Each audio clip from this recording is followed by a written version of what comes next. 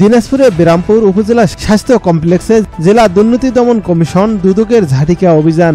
বুধবার বেলা 12টা থেকে রাত 8টা পর্যন্ত হাসপাতাল সহ শহরের কিছু কিছু প্রাইভেট ডায়াগনস্টিক সেন্টারের বিষয়ে তথ্য সংগ্রহ করেন। দিনাজপুর দুর্নীতি দমন কমিশনের উপসহকারী পরিচালক খাইরুল বাশারের নেতৃত্বে 4 সদস্যের তদন্ত টিম হাসপাতালে রোগীদের জন্য খাবার সরবরাহ পয়েন্ট, মেডিসিন স্টোর, রোগীদের ওয়ার্ড স্বাস্থ্যসম্মত পরিবেশ নিশ্চিতকরণে কিছুটা অনিয়ম পরিলক্ষিত হয়, যা দ্রুত নিষ্পত্তি করতে হাসপাতালে কর্তব্যরত ডাক্তার শাহরিয়ার পারভেজকে নির্দেশ প্রদান করেন। হাসপাতালের প্যাথোলজিক বিভাগের কর্মরত শাহ আলম, ইমরান, ইয়াসিন আলীর তত্ত্বাবধানে পরিচালিত বিরামপুর শহরে রাজু এবং নাজমা নামক ডায়াগনস্টিক সেন্টারে হাসপাতালে ভর্তিকৃত রোগীদের কোনো টেস্ট পাঠানোর বিষয়ে সত্যতা পায়নি। তবে সন্দেহতিভাবে ধারণা করা হচ্ছে তারা এমন কাজ করতে পারে বলে জানান দুদকের তদন্ত টিমের উপসহকারী পরিচালক খাইরুল বাশার।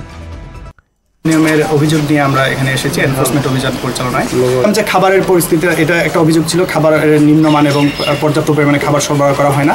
তো আমরা যেটা দেখলাম আজকে যে চার্টে দেওয়ার কথা ছিল আপনার হলো মুরগির মাংস, কিন্তু আমরা পেয়েছি হচ্ছে আজকে মাছ দিয়েছে। এখানে অনেক দালালের দৌরাত্ম্য 1 নাম্বার, আর 2 নাম্বার হচ্ছে এখানে 2জন মেডিকেল টেকনোলজিস্ট যারা আছেন ওনাদের হচ্ছে একজনের স্ত্রীর নামে একটা হাসপাতাল আছে ডায়াগনস্টিক সেন্টার, আরেকজনের হচ্ছে বাবার নামে ডায়াগনস্টিক সেন্টার আছে।